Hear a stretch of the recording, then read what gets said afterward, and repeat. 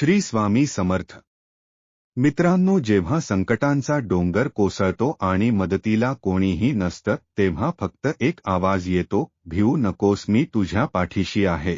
आजची कथा अशाच एका माऊलीची आहे जिचा पती व्यसनाच्या आहारी गेला होता. घरची परिस्थिती हलाखीची होती आणि सगळीकडून अंधार दिसत होता. अशा परिस्थितीत जेव्हा कोणीच मदतीला नव्हतं तेव्हा स्वामी समर्थांनी एक असा चमत्कार केला ज्याची कल्पनाही कुणी केली नव्हती. ही सत्य कथा शेवटपर्यंत नक्की पहा, कारण यातून तुम्हाला संकटात उभं राहण्याची मोठी शक्ती मिळेल.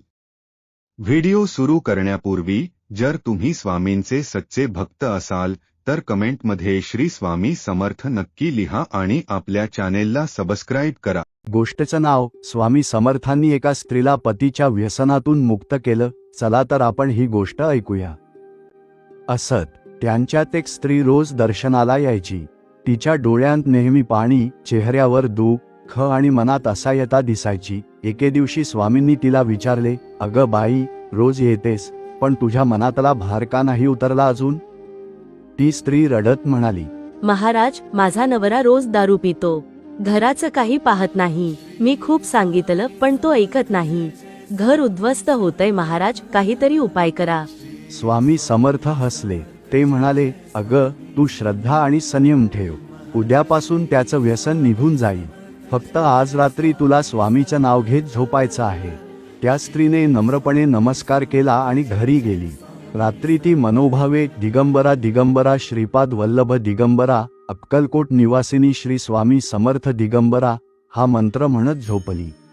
दुसऱ्या दिवशी सकाळी तिचा नवरा नेहमीप्रमाणे दारू प्यायला गेला. पण आश्चर्य म्हणजे त्याला दारूचा वास सहन झाला नाही. उलट्या झाल्या, डोके दुखू लागलं आणि तो तिथून पळतच घरी आला. त्याने बायकोला सांगितलं, आज मला दारूचा वास सुद्धा असह्य झाला. वाटतं मी पुन्हा कधीही ती पिऊ शकणार नाही.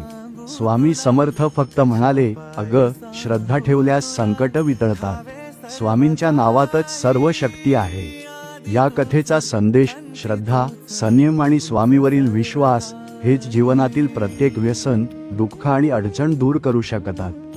भक्तांनो, या कथेतून आपल्याला हेच शिकायला मिळते की परिस्थिती कितीही कठीण असली तरी स्वामींवरचा विश्वास ढळू देऊ नका. जर तुमच्या घरातही कोणी व्यसनाच्या आहारी गेलं असेल तर स्वामींसमोर दिवा लावून दररोज तारक मंत्र म्हणा. स्वामी मार्ग नक्कीच दाखवतील. तुम्हाला हा स्वामी अनुभव कसा वाटला? तुमच्याकडेही असे काही अनुभव असतील तर आम्हाला नक्की कळवा. स्वामींची कृपा तुमच्या कुटुंबावर सदैव राहो हीच प्रार्थना. श्री स्वामी समर्थ.